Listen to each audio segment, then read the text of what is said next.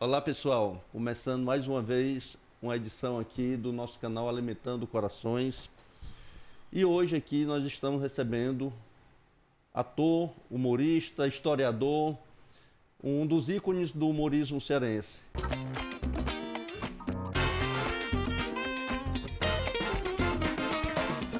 Nosso querido Jader Soares, seja bem-vindo ao nosso canal.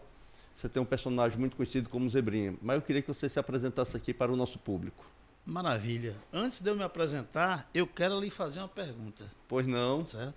Este nome Alimentando Corações, de quem foi essa ideia? Por que este programa tem este nome? Pronto, Aécio? Alimentando Corações, Jader. Foi a partir de um diálogo comigo e a produtora Lívia Manzolillo que nós criamos o canal. E a partir daí a gente ficou pensando numa ideia.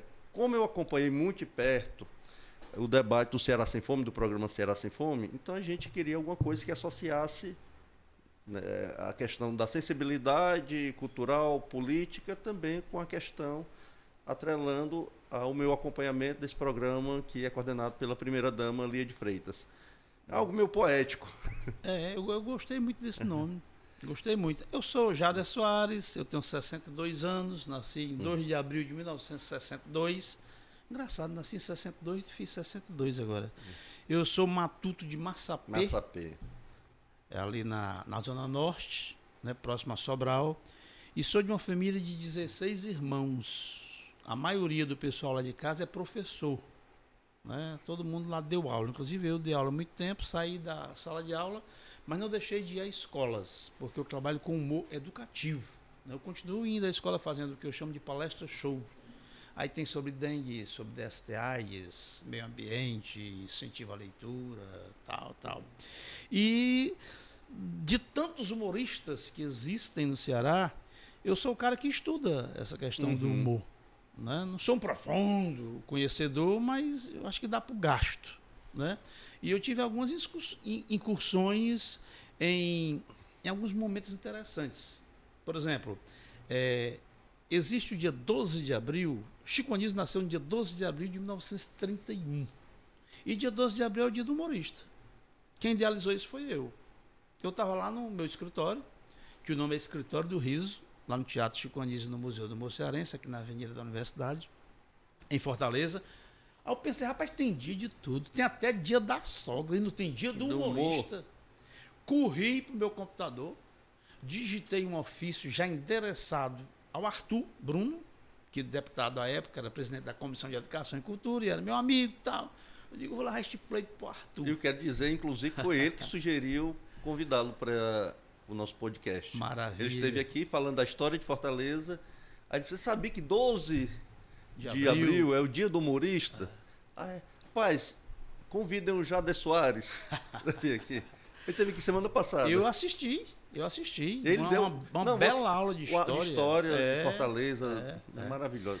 Então, a gente criou o dia 12 de abril, a lei do Arthur é de 2003, o Chico morreu em 2012. Eu sempre cito isso. Por quê? Para dizer que a homenagem foi em vida. E em janeiro de 2004, eu tive a felicidade de estar como mestre de cerimônia em um evento de humor, chamado Ceará Riso Fest, no Centro de Convenções Antigo. E tinha vários humoristas, estava o Laitinho, estava o Espanta, estava a Rocicléa, e o Chico Anísio também estava. E eu entreguei esta placa ao Chico Anísio. Olha, Chico Anísio, isso aqui é o dia do seu aniversário, dia do humorista. Ele se emocionou, achou legal, uma homenagem um pouco diferente, né? E a gente tem uma lei de 2009, que é da Eliane Novaes, dizendo que o dia 12 de abril, era vereador à época, dia 12 de abril, dia municipal do humorista, e existe um Zé Ayrton. Aí, pós-morte, de 2015. Ou seja, eu tive essa ideia e hoje a gente comemora o dia 12 de abril como dia nacional do humorista. Deixa eu perguntar uma coisa a você. Tá nem aqui no nosso script aqui, a gente vai fugir um pouquinho, mas o humor sofre algum preconceito dentro da arte cênica. A gente sente isso, inclusive, quando a gente vai assistir, por exemplo, a premiação do Oscar. Mas aqui é humor, não é diferente do ator de drama e tal. O humorista, ele é um ator. Não dá para separar a coisa do... tem um ator da tragédia, do drama, e tem o humorista. Não, ele é um ator. E o humor é tão antigo quanto as artes cênicas. Perfeitamente. Eu acho assim, eu acho que aqui especificamente, no Oscar, você citou o Oscar, né? Que pode haver esse preconceito e tal, mas sempre quem está ancorando o Oscar é um comediante. Exatamente. E mesmo quando não é comediante, ele diz uma coisa com graça. Exato. Porque sabe que a alegria faz parte do mundo de forma geral e daquele mundo deles também. Aqui no Ceará especificamente não se percebe mais isso. Se percebia antes. Né, do pessoal do teatro, achava que o humor... Enfim, mas hoje não. Hoje não se existe, não se percebe. O que se percebe é que o humor fincou pé aqui no Ceará e a gente faz show de humor todo santo dia. Todo santo dia tem show de humor aqui em Fortaleza. Entendeu? E cada vez mais aparecendo novas pessoas. Aí já emendo aqui com a outra pergunta, você falando aqui que as casas têm espaço para diariamente ter um show de humor aqui. O Lailton esteve aqui e falou a mesma coisa, né? A que você atribui essa característica do cearense de se envolver, de criar, de aparecer novos atores do humor? Eu acho assim, quando está você... enraizado nas nossas raízes, a partir que você também é um pesquisador, a que você atribui isso? Certo, são duas coisas. Eu acho assim, por que surge tanto humorista a cada dia? Eu acho que quando você está em meio, você acaba se espelhando naquilo que você está vendo. Então, como aqui é um celeiro de humoristas, a princípio a gente tinha, ainda sem falar do Paulo Anei, que daqui a pouco eu vou falar, que é o primeiro humorista brasileiro. Mas quando a gente se deu por conta, tinha Chico Anísio e Renato Aragão, que eram os maiores do humor nacional. Claro, tinha o Jô Soares, tinha Gildo Ribeiro, né? Mas o Chico e o Renato... Zé Vasconcelos. A gente fica falando de stand-up, e eu amo o YouTube porque você vai buscar coisas antigas. Você vê um stand-up do Zé Vasconcelos, é fantástico, ele bem jovem ainda, a presença de palco, como ele dominava o público, e você não tinha muitas vezes, o desrespeito que tem com a questão de racial, a questão de homofobia. O palavrão. Palavrão. Né? Ele não, a qualidade do Zé Vasconcelos no palco e do Chico Anísio é um negócio, como se o stand-up fosse algo novo. É um negócio... E não é, é verdade. Quem começou a fazer stand-up no Brasil foi exatamente o Zé Vasconcelos e, na sequência, o Chico Anísio. O Chico Anísio. Né? Como você vê os textos do Chico, aqueles textos com início, meio e fim. Né? Hoje há uma tendência, isso não é geral e é muito bom, de achar que o palavrão é engraçado. Exato. O palavrão só é engraçado quando ele é necessário no contexto. Mas falar o palavrão por falar faz agredir o pé do ouvido da gente. Tá entendendo? Então, muita gente do stand-up usa ainda do palavrão, mas é bom que se diga que a galera está percebendo isso e está mudando esse comportamento. Você já assiste, você pega um show, por exemplo, do Moisés Loureiro, né? Um texto limpo. Está compreendendo? E o Moisés tem levado muita gente ao teatro. Exato. Lotou o Rio Mar com 1000 pessoas. Isso é uma coisa magnífica. O Moisés esse rapaz começou lá no Teatro Chico Anísio. Ele estudava no 7 de setembro, tinha um do grupo dele que estudava com o meu filho, que também estudava lá, e o grupinho chegou e disse, a gente quer fazer um show aqui. Eu disse, como é esse show? É um show de improviso. E o texto, não tem texto não. Eu digo, como é? Aí nós que abrimos espaço para ele. Tanto é que no histórico que ele fez um vídeo muito bacana contando a história dele, e o vídeo começa lá no nosso espaço, né, falando que começou lá no Teatro Chico Anísio. Porque nós somos uma escola de humor. Certo? Então, não sei o que eu estava, era da quantidade de pessoas. Sim, né? das pessoas. Eu acho que é um celeiro né, eu acho que um se espelha, humoristas. Eu acho que um se espelha no outro, vê, conhece de perto e começa a fazer também. Agora isso começou aqui no Ceará, você falou da questão da pesquisa, eu escrevi esse livro aí, Paula Ney, o primeiro... Esse livro aqui, pessoal, que é o último escrito do nosso amigo Jader Soares, Paula Ney. Esse Paula Ney aí é um camarada que nasceu no Aracati, meio por um acaso, porque na realidade o pai dele morava era aqui na proximidade da Praça do Ferreiro, mas o pai dele era militante político do Partido Popular. Aí foi para um movimento lá no Aracati. E a mãe dele, com o bucho pelas tampas, disse assim, eu também vou. Aí nessa ida, o Paulo Andrei nasceu no Aracati. Ele nasceu em 1858. É um cara que tem muita coisa interessante. E pesquisando, vendo uma coisa ou outra, eu deduzi que ele é o primeiro humorista brasileiro. E quem chancelou isso, quem concorda comigo e escreveu a apresentação do meu livro, foi o seu Chico Anísio. Então eu estou tranquilo. Entendeu? Então a gente faz humor desde 1858, meu amigo. Não é brincadeira dela. Você também, como a gente apresentou, você também é historiador, formado em História na UES. Você atribui essa, entre aspas, molecagem do povo cearense? Porque o cearense, ele vai até o sol, né? Dizem. Você tem personagens aqui que se tornaram icônicos. Bode Oioa, né? Foi um personagem muito bem votado numa eleição de 1922. 1922. Então, o cearense tem essa coisa da irreverência. E isso com o sofrimento que passa o nosso povo, né? Então, é uma forma também ao meu ver, de suprir, de tentar oxigenar a vida das pessoas através do humor. Porque o nosso povo, teve aqui semana passada, vocês devem ter assistido, o professor Arthur Bruno falando um pouco da história, tanto do Ceará, e aprofundando mais a história de Fortaleza. Nós tivemos campos de concentração nessa cidade. Nós tivemos aqui os flagelados da seca vindo para cá, mas mesmo assim o nosso povo não perde a essência da alegria. E eu acho que o humor serve como isso. O Chico Anísio dizia que o cearense faz graça, faz humor, que é exatamente para dar um escanteio na tristeza. Na tristeza. Eu acho que o brasileiro, de uma forma geral, é um povo muito alegre. Né? O nordestino é muito brincalhão, eu costumo dizer, e o cearense ele é marrudo. Ele é marrudo. Porque, a Glaísa, é o seguinte, você contar piada numa mesa de bar, ou num almoço em casa, junto com a família, é uma coisa. Agora, meu amigo, você subir a um palco para passar uma hora, tendo a necessidade de fazer rir a cada 30 segundos ou a cada 60 segundos, tem que ser muito marrudo. E isso é uma característica nossa. Né? Essa questão de levar esta alegria e dividir com o resto do povo, não ficar só para a gente.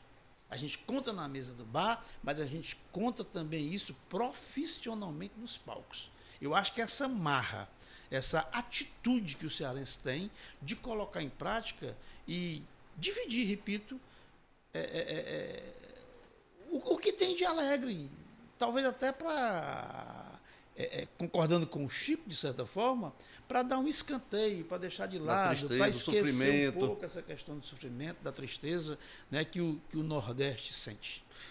Eu tenho 2 cunhados, que a gente estava conversando aqui nos bastidores, que são humoristas, né? O Everardo Muniz e o Didi, que hoje trabalham lá em Natal. E sempre eles diziam que os personagens surgiam a partir da observação diária do cidadão comum. E depois você tem os laboratórios, né, que você vai aprofundar, observar mais de perto o comportamento humano de determinadas pessoas. Os personagens, a maioria vem a partir da criação, a partir dessa observância diária das pessoas. Eu queria até falar dos seus 2 cunhados, né? Eles começaram no Teatro Chico Anísio também. Ali por volta de 1992. Exatamente. Né, no festival que eu fazia lá. Eu já fiz mais de 40 festivais de humor. A gente continua fazendo. Né, e eles estão muito bem lá em Natal. Né, eu estou muito feliz com o sucesso que eles estão. Eles estão há uns 25 anos lá, talvez, né? 20, por aí, né? Não, 20 anos. 20 anos, 20 anos. E maravilha. Inclusive, minha irmã recebeu o título de cidadã natalense. Semana passada foi homenageado pela Câmara Municipal de Natal. Isso é maravilhoso. É um reconhecimento ao trabalho que eles estão fazendo. Trabalho artístico e de humor cearense que ele leva. Exatamente. Isso pra gente é muito importante. O Everardo, um tempo, Jada, ele é produtor. Então, ele fez um contrato com o shopping da cidade lá e levou muitos humoristas para se apresentarem no shopping. Né? Vários estiveram lá se apresentando e foi... Agora, quem trabalha com produção sabe o quanto também é um trabalho muito difícil. É árduo. É sempre uma incógnita. Exatamente. Né? Agora, mas é isso, essa coisa da observância e o surgimento da ideia de criar um personagem. Na maioria das vezes, o pessoal que faz humor tem só um personagem. Eu trabalho com Zebrinha. O meu personagem Zebrinha é como se fosse eu mesmo. Sabe? E a questão da observância que você colocou, a gente pode viajar aí na verve de Chico Anísio. Aí sim. Porque Chico teve 209 personagens. Eu acho já, do Chico, dentro dessa coisa de separar, eu não separo muito o humorista do ator. Eu acho que é um ator. Eu acho que o Chico Anísio, dos que eu vi, e nós tivemos grandes atores, mas o Chico Anísio foi o maior ator brasileiro. Porque o Chico Anísio não era um personagem, era um ser humano ali que ele encarnava completamente diferente do cidadão Chico Anísio. Exatamente. Você pegar os diversos personagens, um não tinha nada a ver com o outro.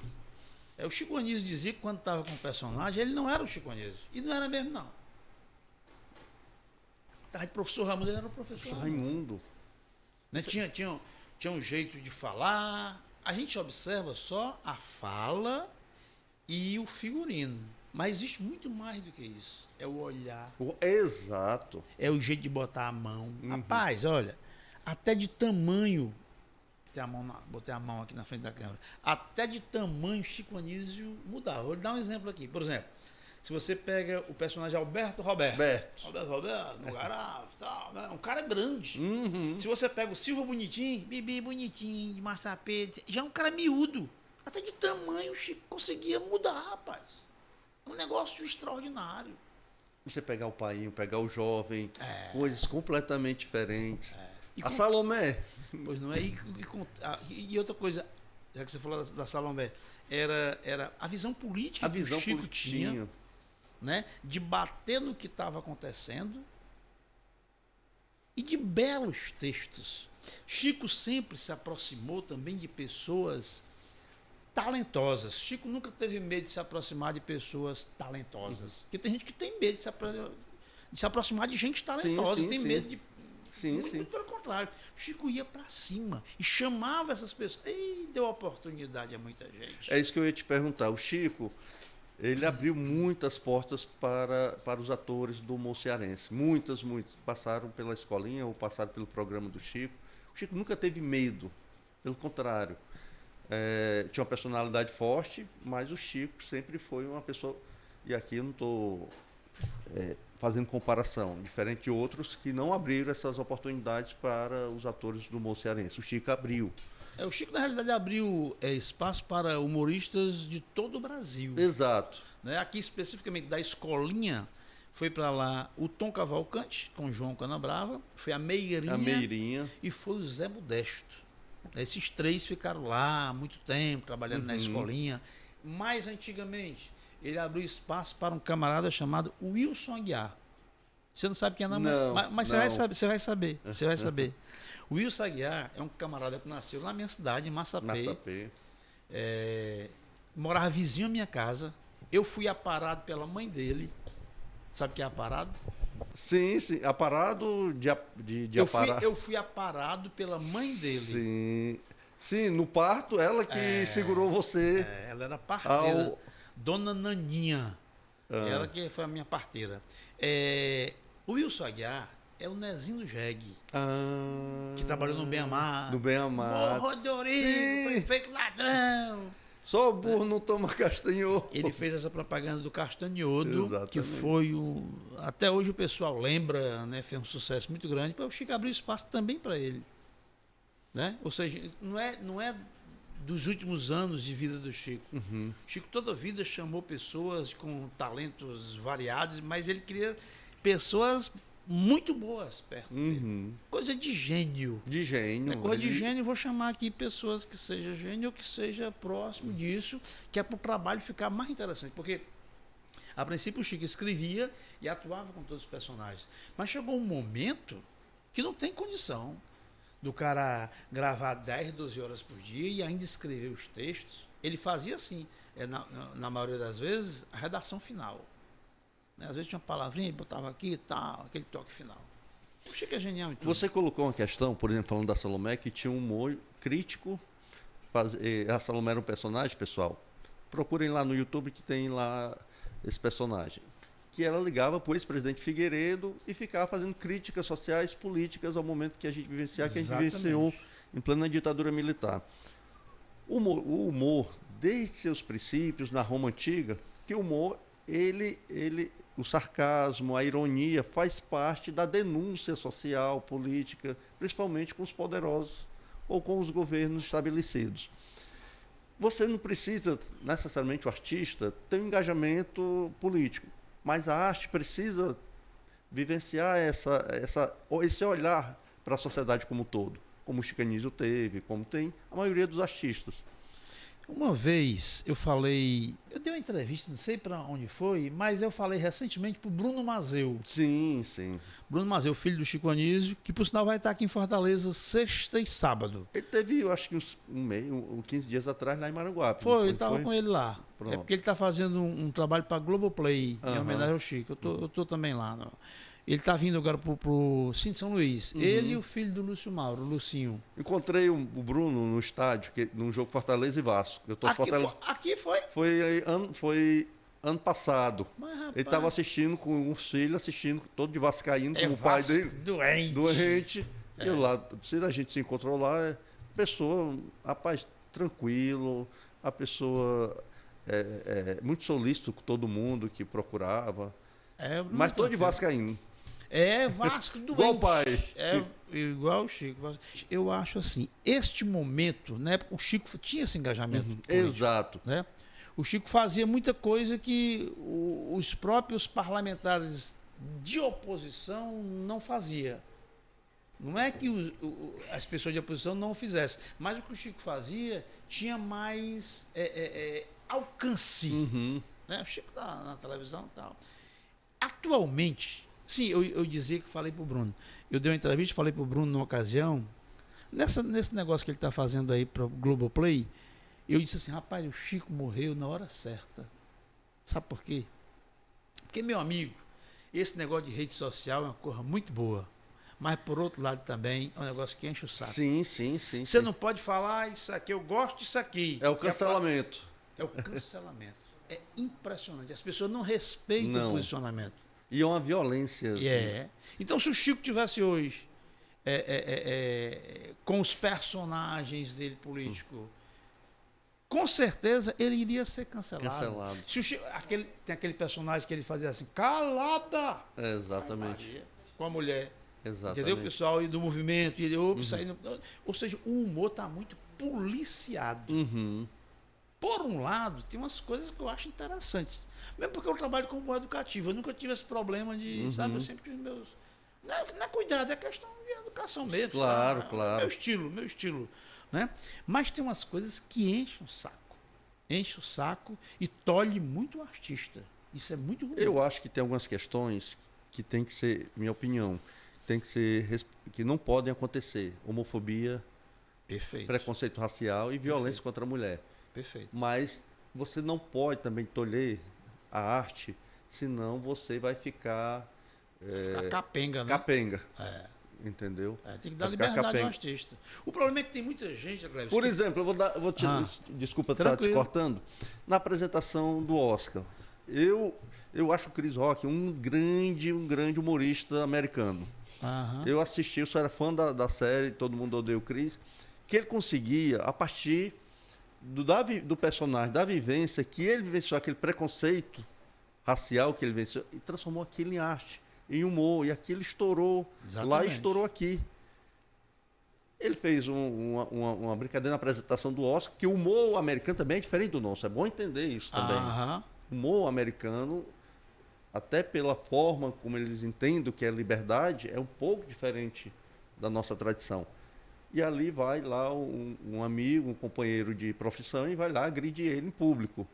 Então, tem que ter esse cuidado também. Exatamente. Senão, além do cancelamento, você vai chegar às vias de fato, como acabou ocorrendo. Acabou ocorrendo, exatamente. Você tem... Porque o humor é muito ferino, né? Ele é. O humor atinge de uma forma tal que incomoda o outro lado. Incomoda o outro lado. Tá entendendo? Mas me diga uma coisa, você falou de Massapê, tem até o personagem do Nezinho que você falou, que é de Massapê. Massapê tem alguma característica para surgir também, ou foi só o Nezinho do Jeg, não, né? É uma característica que tem todo o interior do Ceará. Uhum. Entendeu? Não tem nada específico e especial. Tem uns causos. Eu escrevi um livro O Bom Humor de Massapê, contando os causos de Massapê. Mas eu sei, eu escrevi um livro também, o Bom Humor de Sobral. Esse livro de Sobral é meu e do Hugo Cavalcante, que é pai do Tom Cavalcante, que esse Hugo é de lá. A minha ideia era escrever um sobre cada cidade, porque cada cidade tem seus personagens. Cada cidade tem as suas histórias. E muitas histórias se repetem. O que eu digo que tem um cara que diz, eu vi isso acontecer em Massapê, eu vi. Aí o cara lá em Quixadá diz, rapaz, eu vi em Quixadá. Tá entendendo? É isso mesmo. Eu sou de Quixadá, né? Você é de Quixadá, sou de né? Quixadá. Pois é, você pega, por exemplo, o Seu Lunga, lá do Juazeiro. Juazeiro. Tem realmente muita coisa que aconteceu com o Seu Lunga. Mas ele também serve de cabide para muita coisa que ele nem imaginou um dia participar. Né? Você é usado como cabide. Qualquer coisa de ignorante, você vai, Seu Lunga, Seu Lunga. Então, todo interessado. Agora, Jada, deixa eu te perguntar uma coisa. Você teve, claro, grandes humoristas, Chica Nisso, Renato Aragão e outros, mas na década de 90, no início ali, teve uma explosão, assim, surgiu uma geração. Você, Lailtinho, Meirinha, Rocicléia, Paulo Diógenes, o Ciro, que não é do Rio de Janeiro, mas veio para cá também. Então, o que foi que houve na década de 90 que houve esse surgimento? Em memória, o seu boneco, né? O Augusto Bonequeiro também. Bonequeiro. Que também era a Iranisa Serra também. Iramisa Serra, né? Que era assim, também já vindo da escola do teatro. Especificamente do Augusto Bonequeiro, nós inauguramos agora, no dia 2 de abril, que é o dia de 10 anos do museu, dia do aniversário do Augusto, e por coincidência de meu aniversário também, porque eu inaugurei o museu em 2014, no dia do meu aniversário, eu me dei esse presente. Nós inauguramos lá uma sala Augusto Bonequeiro, a sala está uma coisa linda, só com bonecos feitos pelo Augusto, certo? Você falou de 1990. Depois do Renato e do Chico, eu sou o primeiro dessa galera. Por quê? Mas meu primeiro show não foi aqui, foi em Salvador. Eu morei um tempo em Salvador. Eu estreiei em 1984 em Salvador. Estou fazendo 40 anos de humor no Teatro Vila Velha, o mesmo teatro onde estreou a Maria Bethânia, Gilberto Gil, aquela galera lá da Bahia. E, cara, para você ter uma ideia, na época eu tive que levar o meu texto para a Polícia Federal. Era Figueiredo o presidente. Figueiredo, exatamente. Levei meu texto para a Polícia Federal. Eles carimbaram. Para liberar para 16 anos, eu ainda tive um ensaio, só eu e um policial federal sentado na plateia. Porque além de ler o texto, eles queriam ver como é que você dizia o texto. 1984. Aí eu cheguei aqui em 85. A velha censura. Cheguei aqui em 85. Em 85 eu já comecei a fazer algum show. Eu não fui muito notado, né? Eu acho que eu trabalhava com humor política, educativo e tal. Aí, de repente, lá para 86, acho que foi, ou um pouco mais, já perto de 90, o Paulo começou a fazer com o Ciro Santos. O Paulo também morava no Rio, veio para cá com o Ciro, fez essa parceria que deu certo a vida toda. Né? E o Tom Cavalcante também começou a fazer esse trabalho. A princípio, o Tom Cavalcante apresentava comícios e tal, né? E dado a versão... Veio da rádio, né? Do rádio, né? Também fazia rádio. Falar em rádio, você tinha programas na época do humor, essa coisa do rádio, depois TV, teatro, muitos programas, tinha Garra na Patrulha, policial. Que acabou recentemente nas Garras da Patrulha. Que acabou recentemente. Não entendi por quê, mas acabou. Você tinha ali, que já era muito humor ali, que depois migrou um pouco, migrou para a TV, né? TV, exatamente. Um trabalho muito bom que os meninos faziam nas Garras da Patrulha. Sim. Né, do Kleber Fernandes, o Eli Soares. Exatamente. Antes o Tom Cavalcante participou, o Nezinho do Jeg também participou, o Irã Delmar participou. Né, o Wellington Muniz, que é o Ceará. O Wellington Muniz foi meu aluno de escola. Eu ensinava no Ginásio Nordeste, ele foi meu aluno lá. Então... Mas você estava falando dessa história dos anos 90, né? Que você já viu... Pois é. Aí, em 1990, o Shopping Aldeota fez um festival de humor. E começou a imprensa, as televisões, o jornal O Povo, o Diário do Nordeste, o Estado, a Tribuna, abriu um espaço muito grande para isso. E começou este boom. Eu inaugurei o meu teatro em 91, que é o Teatro Chico Anísio, inaugurei junto com meu irmão, o professor Chico Soares, e em 92 eu já vi o primeiro festival. E de lá eu não parei mais. Todo mundo eu fazia um festival de humor. E foi surgindo um, surgindo outro, tal. Por isso que essa ruma de gente que tem hoje aí. Deixa eu te perguntar uma coisa. Hoje, no cenário do humor, quais são os principais desafios que o humorista encontra aqui? Um desafio que todo artista encontra, independente de ser humorista ou não. Né? Porque o artista, ele não tem salário mensal. Ele tem cachês. Então, todo dia ele tem que inventar um negócio. Ele tem que marcar um show, ele tem que ver se vende um trabalho para uma empresa. O desafio é esse, é fazer show e receber um cachê que os cachês são pouco valor, tá entendendo? Porque a gente acha que o artista, na cabeça do cidadão, acha que todo artista é rico, vive muito bem, não sabe do corre-corre diário. Na televisão, dando entrevista, não sei aonde, é tudo rico. Exatamente. Né? Tem essa visão. Mas a pessoa acha que não tem um artista lá que todo dia ele tem que ver atrás do cachê, aquele show que ele vai se apresentar. Tem que matar um leão, não pode mais nem dizer isso. Não. A não ser que seja a torcida do Ceará, pode ainda. Não, matar rapaz, o leão, que é o Fortaleza. Deixa o Fortaleza quieto. Mas você falando desse desafio essa visão dia a dia, distorcida, né? De que as pessoas acham que o artista... E o artista, na pandemia, sofreu muito. Porque ele ficou sem poder se apresentar, a gente estava numa situação... Foi o primeiro a parar e o último a voltar. Porque não podia reunir pessoas.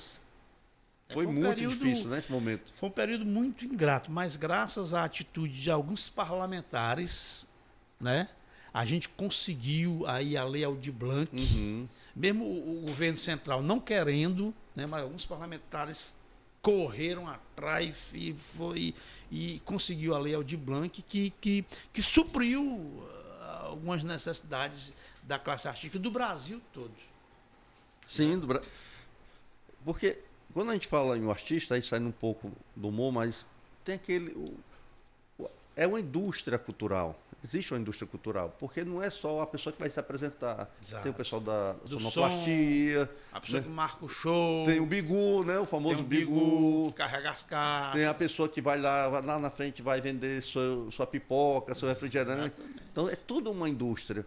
A pessoa se voltar contra a cultura é se voltar contra a economia. E é uma burrice sem limite, né? Exatamente. Porque tem toda uma economia por trás daquele espetáculo que vai ocorrer.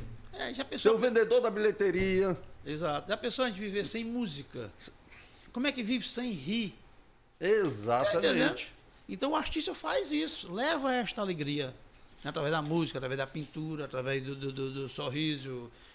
O cantador, no nosso caso específico, é o cantador de viola, é o cantador de coco, né, quem faz reizado.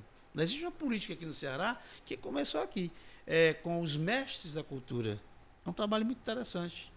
Você pega alguns mestres, mesmo do interior, alguns da capital, e o governo dá um salário mensal para estes mestres.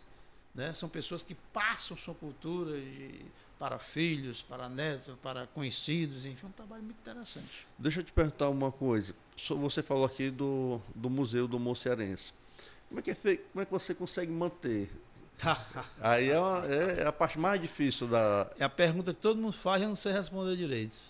Né? O Cid Gomes, quando esteve lá, que é a despedida das cinzas do Chico, a urna funerária do Chico está lá exposta. O Chico foi cremado, uma parte das cinzas do Chico foi jogada no Projac, de helicóptero, na floresta, e outra parte foi jogada em Maranguape.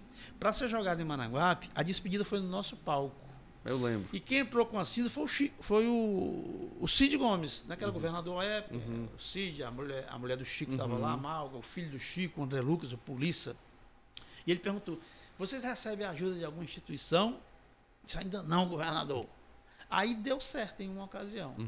Mas eu estou lá há 33 anos.